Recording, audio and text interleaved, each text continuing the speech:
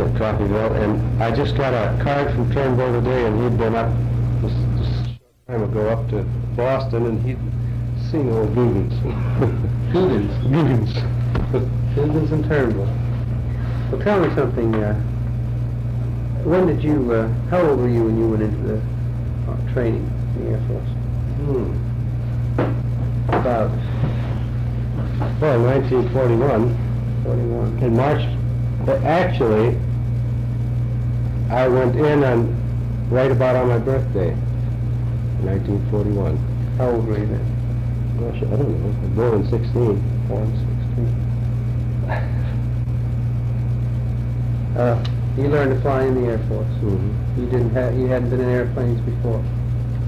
Oh yes, I have a private license. Before you went? Yeah, I got that in college. CPT? Yeah, CPT, 1938.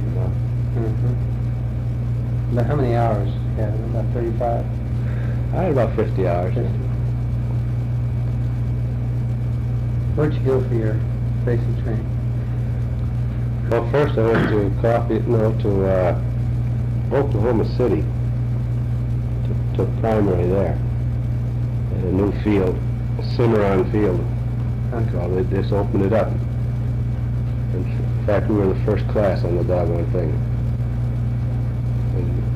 And me and one other fellow, actually the first two students on the thing. We went early and we showed it works. You really gung-ho about flying? I mean, you eager for it? No? Yeah, I was crazy.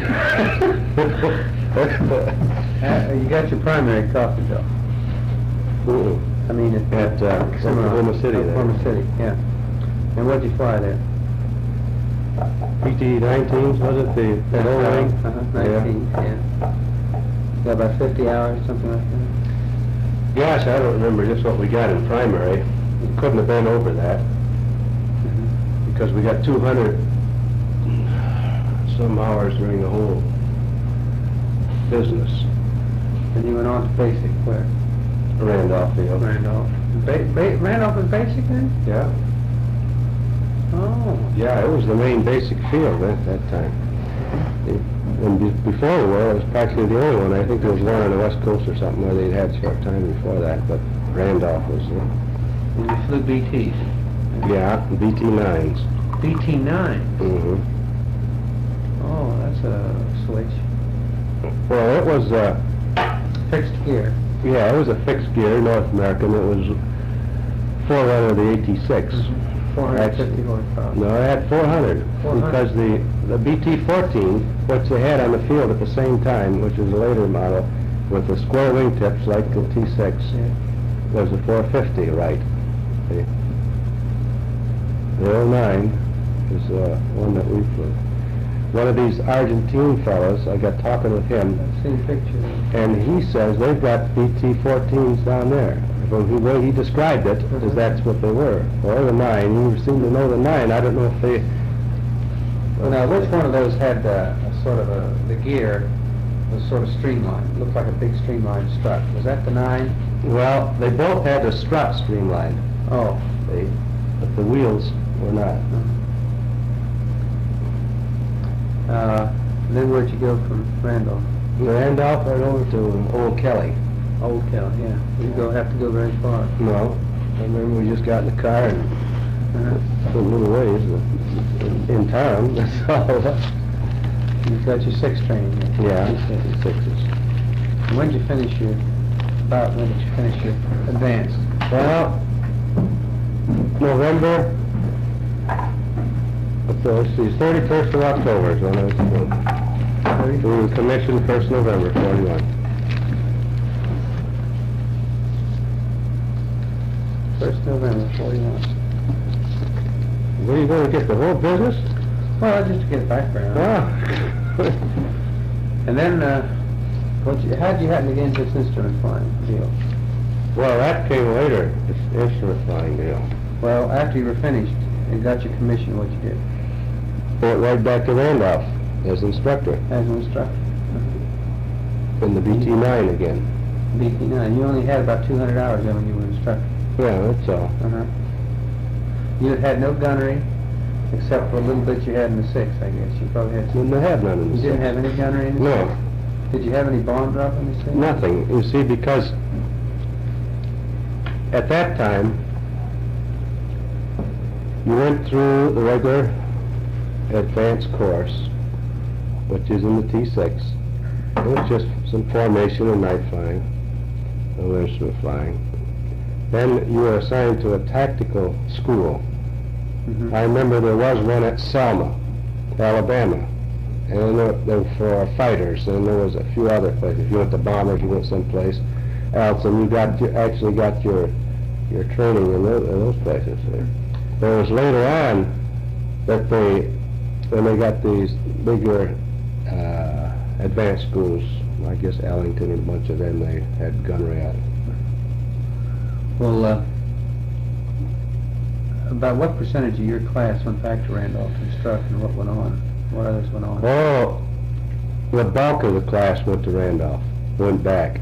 That class was primarily an instructor class. That was when they were beginning to build the Air Force. Yeah. I remember that. I was just looking at the old orders the other day, Mm-hmm. where it split the class up. I think it seems to me like an awful lot of them went back as instructors. I don't remember what it's actually the bulk, but I think it was. No, I can't remember just exactly. There was a lot of it, quite a few of us anyway. Went all not to Randolph, but some went to other schools. Other schools? Yeah. Uh-huh. How long were you at Randolph then? So I stayed at Randolph instructing just about a year, because I think it was in November of '42 when I went to Coffeyville, Kansas. Uh-huh. About how many hours did you have when you got out before you went to Coffeyville? Well, I had a good 1,000 hours by that time. Uh-huh. Because And, that first year we had a lot. You would have had a lot more time there instructing than other pilots would have gotten had they gone on to other combat training and so forth. By yeah. that length of time having Yeah. passed. Uh-huh. I figured this. Then you went to Coffeyville, and that's where you got into the instrument. Yeah, after I was at Coffeyville for a while, it must have been it was in '43 when I went to that instrument school. Uh-huh. That was just something new. That's when they opened up this Bryan school. Yeah. I guess they had one. I don't remember, it was either the first or the second class that I went through there. Mhm. They didn't have textbooks or anything. They just had mimeograph sheets and a bunch of stuff from the Navy. And Starting in. Huh? Yeah. And then once again, you were turned into an instrument instructor after you finished there. Well, that was a kind of a deal I didn't bargain for it, because we went through this school, we learned this full panel instrument flying, so it only took a month or so.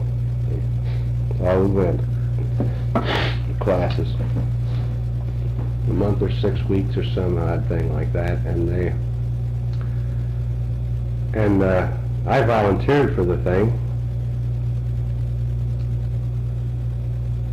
And after I got back, that's when I got a letter, and the commanding officer, the director of flying got a letter to set up this darn instrument school at the base.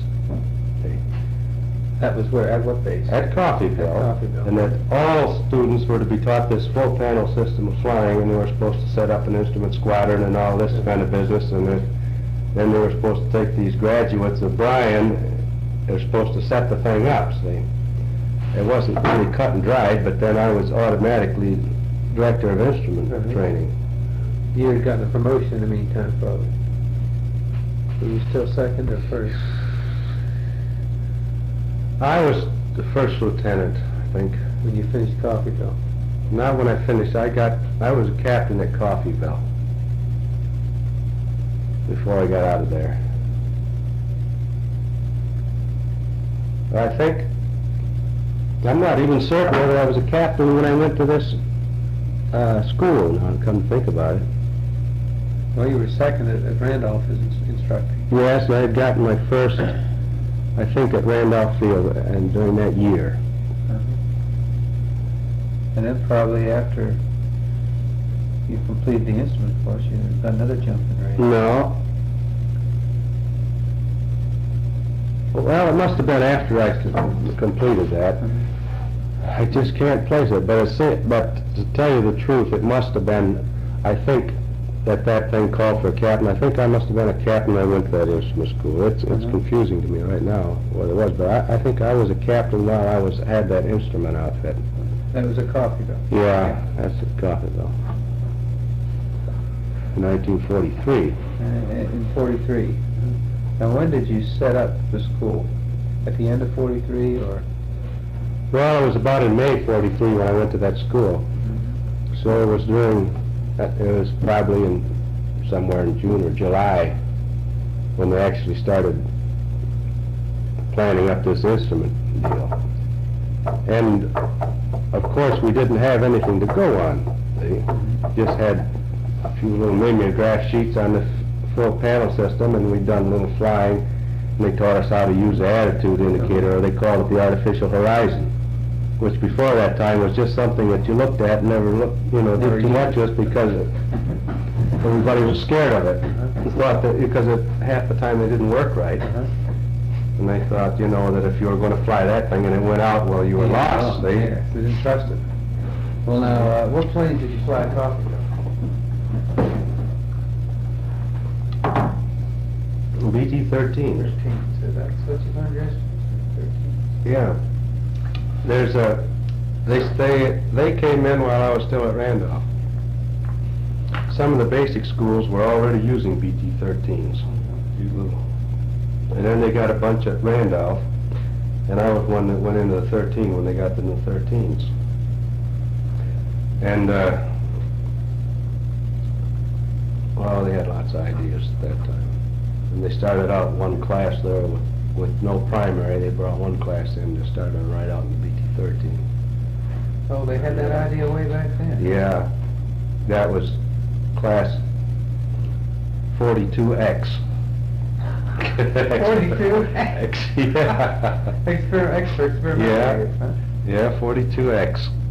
So they took a group of us, made a little separate flight out of us, and gave us these students 42X, and we put them through Randolph and BT-13. Did they do all right?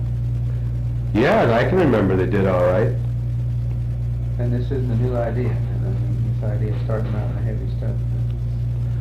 Well, it isn't new because they did it then, but they only did that one class. They didn't continue. No, they didn't continue it. I think it was more or less successful, but change over and do the whole thing. They never bothered with it after that. Now, you were in charge of the instrument school or instrument section or what? Yes, I set up a squadron. I had a group of airplanes. That was one of the things that they brought out at this school. Generally, instruments that were in such terrible condition in the basic schools, except for that needle-ball airspeed, that they decided that they needed separate airplanes and fly nothing but instruments in them, see?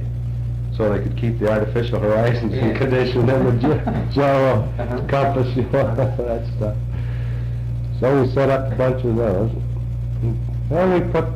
And surprisingly too, that's when they put the red paint on the things. We painted the nose and the tail and then the stripes on the wings so you could recognize them. And for other people to stay away, but of course I don't know if it had that effect or not. But and then they gave me a hard time because the old colonel, I forget his name, he used to call me the instrument genius and laugh, over the bar. Laugh. You got a reputation. Because I had such a terrible time trying to set this thing up, And because there was nothing to start with. So they asked me what I should do. Well, I didn't know what to do. They said, how many hours will it take for somebody to learn how to fly that? They said, first we got to train instructors. So I had to start out and train one instructor, see? So I said, 6 hours. See? I'll show them everything I know about flying an instrument on full panel. And I think I could do it in 6 hours, because I didn't know that a lot. Although we did get a pretty good course at Bryan, but of course it was fairly, limited. Did a lot of range work and stuff, and learned how to use them. And then, so I took a couple of guys, I remember, and we gave them a few hours apiece. Then they were instrument instructors. Yeah. And they took a couple more, and then we went on like that. And we got about half a dozen fellows with a few hours so they could at least explain it to a student and try to integrate it into the other course. We decided that we wouldn't be able to just bang off, give them full panel. See? Well, we just took it on our own. We're going to teach instruments like we did before, only teach them as much as we could, or bringing the attitude indicator into the picture. Use the old curriculum and add the full panel into it, see? And they were just learning needle ball and airspeed, I guess. yeah, and then we used the old curriculum and then started bringing things into it, more or less on our own, because it was not in the syllabus of instruction nowhere about using these instruments. And you didn't have the facilities of Air Training Command or FlyTAC in those days to help you with it. There was no central control. You were just given a job. Well, that's what I thought, see? But it seems like about every other day, along would come a directive from the Air Training wing at, where was it, at Perrin or something, I can't remember just where it was. Anyway, these directives had come down, telling us what we're supposed to do. I think it was more or less as they thought of things, they'd come down and send it down, see? And it almost seemed like they'd send something down after you'd already got set up, then you had to start all over. See? So I had a bunch of guys, half a dozen fellows with 6 hours. So then they come down and said you had to have 15 hours or something like that. So I had to stop everything and take these guys again and give them 15 hours, and then they had to give somebody else the rest of the time. And, yeah, so we had to stop student training in it, and then, and then go do all over again, and then some other thing would come through where these guys were no longer qualified, see? Then they start all over again. Then we start giving them something else. Then they had to have so many hours under the hood, which they didn't have, so then we had to hold ground school for them, see? So I had to set up a kind of a formal ground school course, see, for the guys. Where before we taught it in the airplane and just talking about it because we had no books or nothing, see? Now, they get linked to? Well, that was another headache. Because after a while it came through, after a short time, that all link would be taught under the full panel system, see? Well, there were no full panel link instructors, see? So they had full panel links, but no full panel link. Well, most of them didn't have even an attitude indicator in them, but some of them did. But of course, one of those things where they never bothered with too much, it didn't work too well anyway. So they turned it over to me and said, well, rewrite the link manual. Okay? So I went into a huddle with the link department and we worked on that thing for days and days, trying to set it up so the thing would, work with their syllabus. So then I had the link department also. Then came through another one, said all students will be given an instrument ground school by someone who's gone through Bryan, see? So I had to teach ground school. You were the only one who'd gone through Bryan. Yeah, at that time I was the only one, see? So I was teaching at times there. Then we tried to fix the ground school up. They had the regular instrument ground school. Then we set up different courses on the instruments. And heck, I even had to teach weather. Because they had weather courses at Bryan, and they shot down a bunch of material on that, notes, and we set up a doggone whole school. Besides the regular ground school, they went to the instrument ground school then, so you went through that. Had courses on each of the instruments, on the gyros, had to teach this theory of the gyro, and each individual instrument. I know, I had 6 classes a day of instrument ground school there sometimes for a period of time, until I get through with a bunch, and then another bunch, and trying to fly my instructors. Yeah. Pretty good. And trying to keep up with the directives Yeah. as they made them up, see? Because as soon as one school would come up with something, well, then they would make out a bunch of Yeah. sheets and send them down, we'll do this is the way it's supposed to be, and they'd build it right up from scratch. Yeah. In the meantime, you just set it up some other way, and then bingo, you'd have to set it all up again, see, some other way. Standard. Yeah, Well, was Coffeyville a hard surface? yeah. Just 2 runways? Oh, they had the old X runway, the main runway running parallel to the ramp, and then 2 crossing right there. About how many planes did you have altogether there for the training? BT-13? Oh my, how many? Just roughly. Gosh, I don't know, they must have had 100 of them, I don't know. And you had about, what would your student load at any one time be about? Gee, I don't How remember. many classes would be going through training at one time? Like they have 4 out here now. Well, they stacked, they were stacked a little bit, I can't remember whether it was 2 or 4. How long would they be there? Well, the total course was 8 months, right through primary and through advanced. Oh, and then this was included in that too, Yes, as part of advanced? Yeah. Yeah. part of 8 basic, months. Part of basic? yeah. Oh, I see. And after they left there, they went to T6 advanced, see. So they were probably there about 2 months. Well, I would say they were longer than that. I think about 3 months. About 3 months. Now, all these headaches you got from this, is that what made you decide that you might want to try to get a civil to the war before it was over? Or what was it? Did you get your head together with anybody, or how did you happen to get out of the instrument business and get into the shooting business? Well,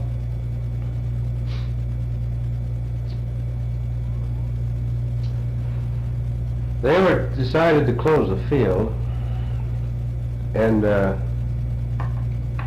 I was assigned someplace to fly bamboo bombers. Well, there's twin beach canvas, John. What were they? Twin AT sections? 11. AT-11. Is that what it was? AT-11, UC 78 was it? Yeah. Twin engine, I think 2-seaters, weren't they, or were they? No, I think they held 4. 4. I'm not certain. 4 or 5. I only flew one once. I'm thinking the Curtis had held 2, yeah, this was an AT-11. And this Turnbull,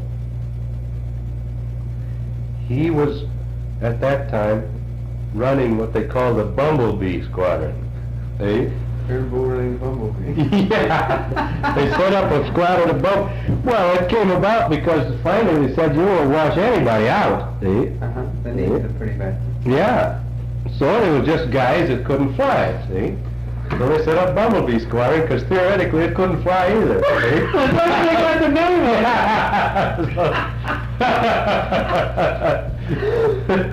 According to theory, they couldn't fly. Gee God, what a combination. Turnbull running the Bumblebee Squadron and you run the Instruments Flight School. Any wonder you were dissatisfied.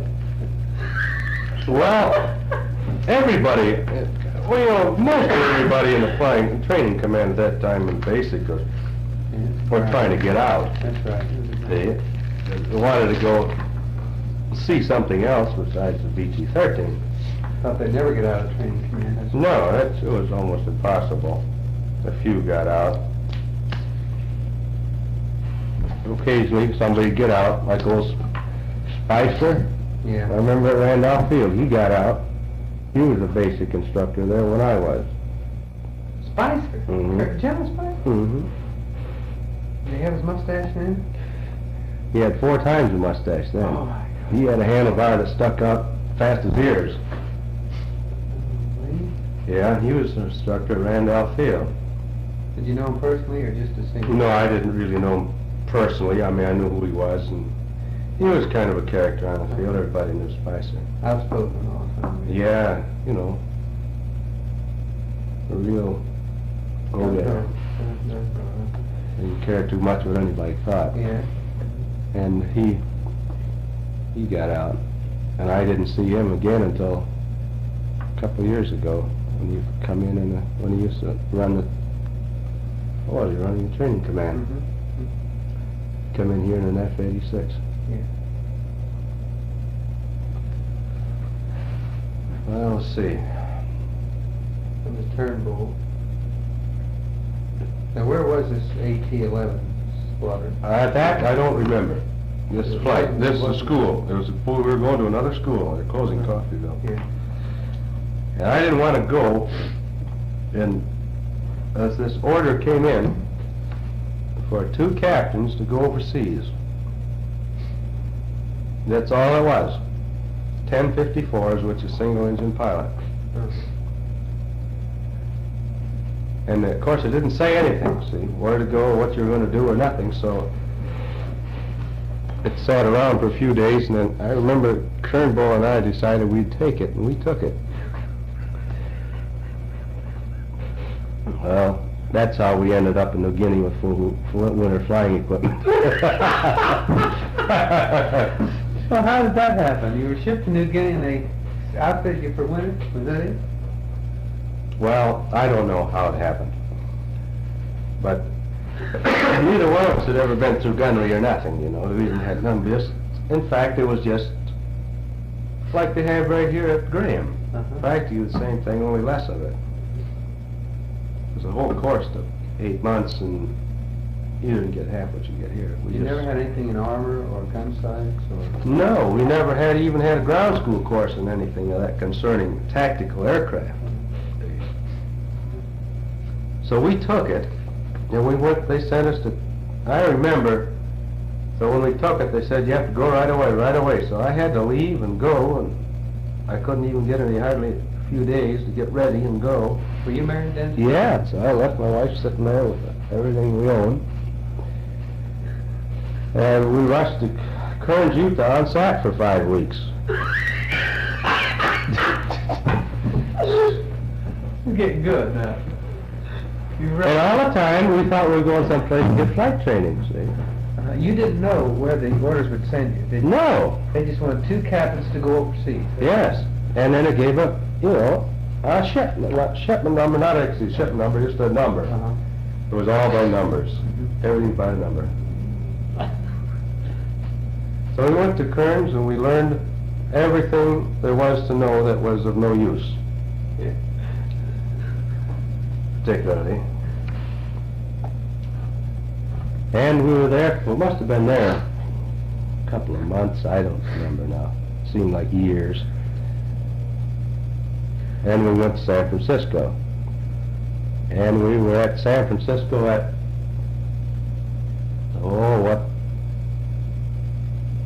camp? I don't remember. Well, we got more indoctrination and... How to behave yourself. Yeah. Yeah. I don't turn that thing on. Hit that son of a red box. Well, here's some dates here. Oh, you got some dates? Yeah. Good. When did you start that diary? 22nd of May, 44. Cleared Coffeyville, Kansas Air Base. Received orders overseas. And what date was that? 22nd of May, 44. 22nd of May. Yeah, on 23rd, proceeded by train. The next day. Well, this actually, we had accepted the orders a short time before. Then they actually cut the orders 22nd with our name on it. See? See? Then again, we proceeded by train on the 23rd, and I got a little note here. 25th of May, arrived at Kearns ORD. Overseas replacement depot. Yeah. Now that was where? At Kearns, Utah. Utah. And I only got one note here during Kearns, so we spent 5 weeks doing nothing useful. That was all I have on Kearns. And on June the 29th, that's when we departed to Camp Stoneman at Pittsburgh, California. Stoneman.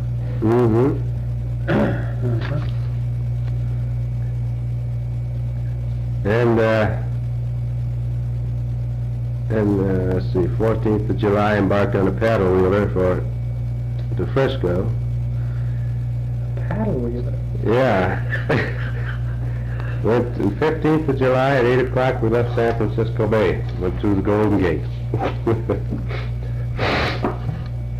Then I got a lot of positions here. That's where you were. Yeah. going across the date line, all that kind of business. We arrived at 2nd of August, 44, arrived in Milne Bay, New Guinea. When did you know you were going to New Guinea? Sometime after we left. I don't know, well, yeah. Almost to New Guinea, because all we had was a shipment order, see? Nothing else. Nobody knew where we were going. In fact, with the equipment I had, I thought I was going to the Arctic. What all did you have?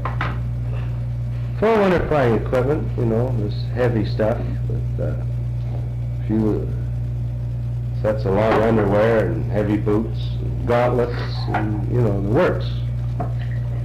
I suppose we thought maybe we were going to fly high altitude in the tropics or something, I don't know. We never used it. In fact, it was so warm you couldn't even get within 10 feet of it in the beginning. Go ahead. I don't remember what happened to that equipment. But we had lots of soap, you know, a foot locker full of soap and toothpaste and clothes and, gee, everything you don't need, see? See? Powdered soap for washing dishes, and we had a pup tent, you know, and full field pack, and... Just like the infantry. It was the Army Air Force then. You had to have the regular... Well, I don't know, they just equipped everybody with that stuff, see?